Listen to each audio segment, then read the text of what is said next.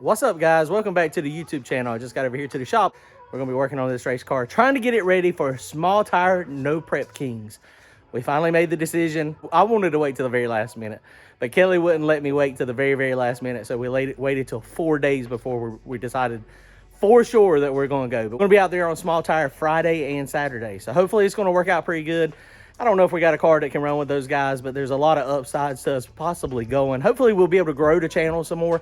And, you know, if we can get out there and mix it up with Billy the Kid and those guys, I know that's a kind of a different scenario than what I've been running, but we had good luck at the track this past weekend. A lot of good data. Now, the track was really sticky, so we're going to have to definitely take that out. But, you know, it's at a racetrack. From the tree side, generally, you can go pretty fast there. So I got to tune up. I think we can make it work, and we'll see what happens. Today, we're going to be getting this thing ready. So, No Prep King Small Tire coming up June 4th and 5th in Ohio. We'll be there. Come by and see us. I'm sure it's going to be slammed since they didn't do that last year at all. So they're probably going to have a crowd. Go to turbojohnracing.com. Grab yourself some merchandise. We got t-shirts. We got those flip coins. We'll also have them with us at the drag strip. So if you're going to be there and you want to grab one, that's cool too. All right, so like I was saying, we had a good day at Thunder Valley. We ended up getting down to the finals. We split with Jason because of the dude coming out. You know, I dodged some bears. I mean, man, the track was on freaking kill. But the car was working good. We went a real good time. The first pass we spun. The second pass, we had first round. We barely got by the dude. His car was fast. It was a very sweet car, very nice, run really good. It was a great heads-up drag race. Second round, we actually had a call-out. So they allow call-outs for first round, second round, third round, fourth round. It don't matter. So anytime you want to grudge race, you can grudge race. And so I got with a cat that I knew we were going to have a real close race. He actually went faster than me on the first round, but I turned mine up a little bit, and so we had a great drag race. He out 60-footed me by like a 1/10 of a second. It was crazy. And then I was grabbing the scramble. I grabbed it pretty quick, and I was able to edge by him. I couldn't tell if I got by him or not, but that was a great drag race too. And that little truck, man, I talked to my buddy Carl today. Steve, they've got that thing flying. It is 100%. It is a stock 5.3 block, a stock 5.3 crankshaft, with, I think he said, K1 rods and Wiseco pistons and 862 heads. And that thing is freaking booking it. Y'all wouldn't believe how fast it was. And the truck's not super light either. All right, so what we're going to work on today, I got a box from Summit Racing. So we got some parts and pieces.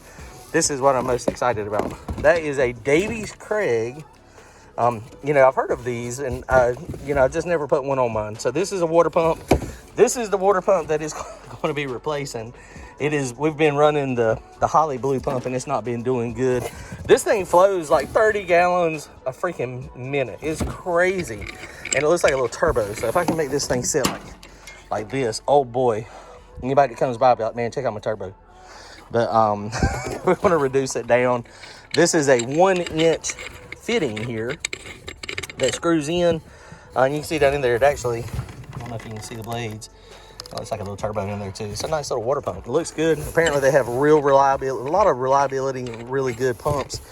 Now we're going to be restricting flow quite a bit because, you know, we're necking it down from a 1-inch to a 3/8. And so what I'm going to have to do is, before I put this thing on, I'm going to go in there. This is aluminum. I'm going to open this up really good so that we can make sure that we got plenty of flow. And I'll do the same thing on this fitting over here. And then that way we'll have good flow. So that is for this car. That's the only thing I got to do to this one, and this one will actually be ready to go. We are going to have to change tires. We're going to put some Mickey Thompson non-W's on the car. I'm going to take the Hoosier non-W's with me as well, just because, you know, there's a chance that if there's no rubber, if they scrape it all the way down to bare concrete, then the Hoosier may go on it, but I'm 99% sure we're going to put the Mickey Thompson on it. But something else too, this thing, I don't know if I told y'all the final air pressure or not, but the last pass, we had 14 pounds of air pressure in this tire to keep it from shaking. And that was crazy. I did not want to go that high. I thought we were going to start off about 12.5, 13. Started off at 13, and it just kept going up, creeping up. You know, Milton, he was getting great footage of the tire tracks, and you can still, it was shaking. I mean, it was shaking probably 40 feet out. And you could see it as evident on the black tracking. On the sides, you can see it wavy. So that's what was happening. So it was shaking, so we kept adding air pressure. We might have ended up at 14.5, 15 pounds of air pressure. It's just one of those things you just have to try it and see. But okay, let's check this out. Oh, the other stuff we got, this is for the other car, the new car. We got a steering wheel adapter. We got some drop lower mount bushings. We got some brake fittings, some brake lines. So we're good there. And check this out also, my buddy Chris Moore, he's got a Ranger truck, but somehow he had some spindles for a 93 Mustang. He used to have a Mustang back in the day too. And so he had some spindles for a 93 Mustang, 90 to 93, and these are going to be on my new car. And they've already been cut, I think. Yep, they've been cut for the, they're ready to bolt right on. Shoot, he might have had these on and just changed or something. But Randy stopped by and got those yesterday from him. So that is awesome. So the new car is getting more parts and pieces. So depending on how much time it takes me today to get the other car ready for the No Prep Kings race, we might work on this one for a little bit too. I would love to get that thing rolling on the ground. All right, so here we go. This is the pump. This thing is freaking awesome. And this is the fittings. I just took one of the step drill bits and kind of wallowed it out a little bit. It's got some nice little steps in there. That'll hinder flow a little bit, but that actually may be a good thing because, I mean, this thing is 30 gallons a minute, and I've got these little -8 lines, which I didn't want to get. They had one that was smaller, but I didn't want to get a smaller one because when this motor goes in the new car, I'm probably gonna pull the heads off of it, put freeze plugs back in the block, put regular head gaskets on it, put water in it with a regular radiator. I want to make this thing so it's a little more racer friendly, especially like when we're doing the no prep racing stuff. I mean, it's just one of those things. I know that head gaskets, you know, when they get water on them on both sides, if you blow a head gasket, there's a chance you're gonna, you know, get in your own water. So that kind of sucks. But the good thing is if you got water in the block and the heads, you can drive it to the staging lanes and then drive it back. It'd just be a little easier, you know, when we're racing the car, you know, driving it, especially back. And I drive it back a lot now, but it just gets a little hotter than what I would like. So let's put this on. We're gonna get some Teflon tape real fast. We're gonna stick this down in there and we're gonna be good to go.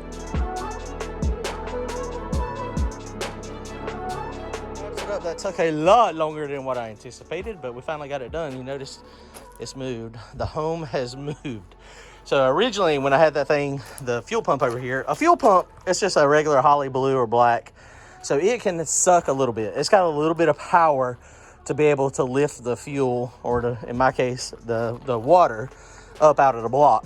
So the way it was running, it would come up through here, go through the pump, and basically suck it this path. Then it would go in through the bottom, come out through the top, and then go over to the reservoir. And then it get fed back through the motor. And when I set it up, I figured that that would probably be okay. And I was like, okay, well, probably we should be forcing it through the motor instead of pulling it through the motor. And so with the new Davy Craig's pump, that thing absolutely, it has no ability to suck at all just because of the way it is. So it has to be gravity fed. And so what I did, I had to basically just redo it. It's really nice, so it works okay. Basically, this is just a holding tank. It's a reservoir. The coolant system is not got any type of cap, pressure cap, radiator cap on it. So it's going to make max pressure as far as when it gets hot. And that's just the way I set it up, because all I'm doing is just running the water in the heads. I just wanted a closed loop system. And so that's fine. And so, but what it does now, so the water gravity feeds, it flows out, goes into the impeller down here, and goes out and goes into this Y.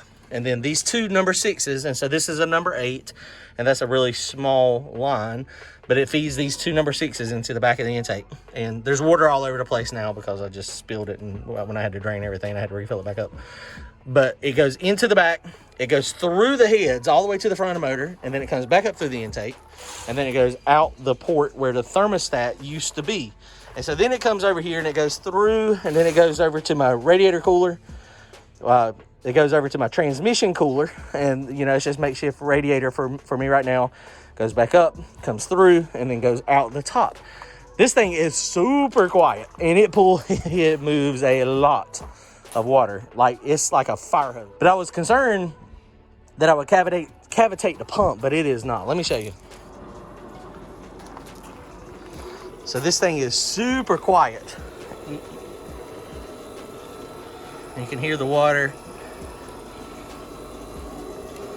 And if it was up off the body, I mean, they say that, you know, the way they normally do it is they're just hanging off the radiator. And so it makes no noise. The only thing we're hearing is it running on the body. And I might get some insulation or something for it. And I'm gonna zip tie it down in that spot. Although there's not really anywhere it can go. Let's see if I can open this.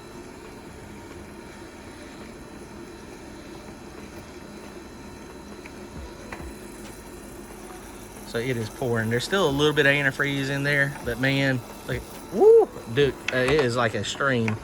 I got to circulate that little bit out of there too. So I got to cycle that through, which luckily it's going to be really easy to do. All I'll do is just take that hose up there and just point it over into the container, and then it'll just recycle it, and I can dump it in a jug, and then I can use it later. They just got the motor back again from TKM. So they cleaned it. They did the lifter. What all did they do? They cleaned it. Lifter bushings, the cam bearings, lifter bores, and two lifters, 4 push rods, and 2 T-shirts. And a new camshaft. And a new cam. All right, so here we go. We got the block back from TKM. They did everything that we need to do so we can assemble this thing tonight. So hopefully it's going to go together pretty easy. I don't know if it is or not. We'll see. The goal tonight is to simply get the crankshaft back in it and then get all these pistons back installed. He also got a couple new lifters. One of the things to notice on these small block Ford lifters, and I do it on my small block Chevrolet ones too, this little groove here, sometimes you have to cut it, so they automatically go ahead and cut it in there just to make it so that it oils up here good.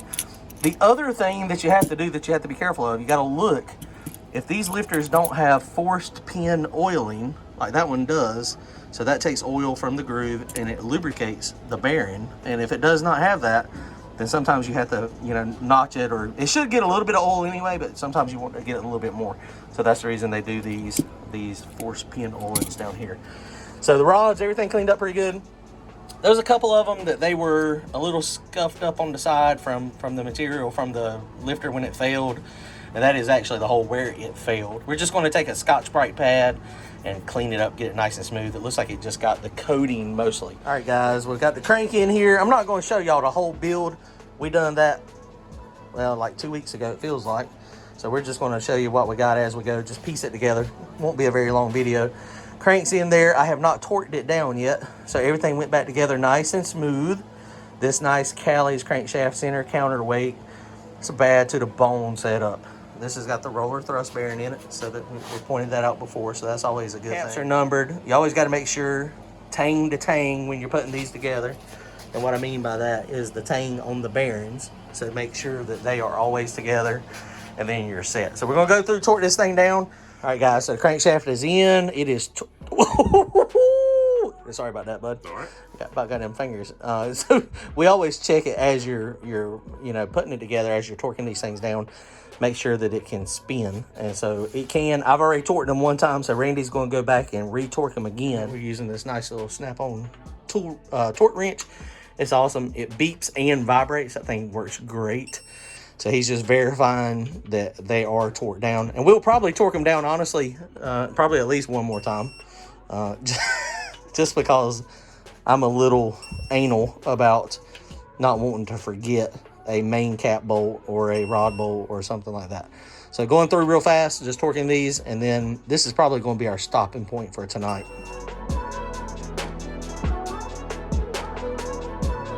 All right, guys, so that's going to wrap it up. We are done. No prep kings, small tire.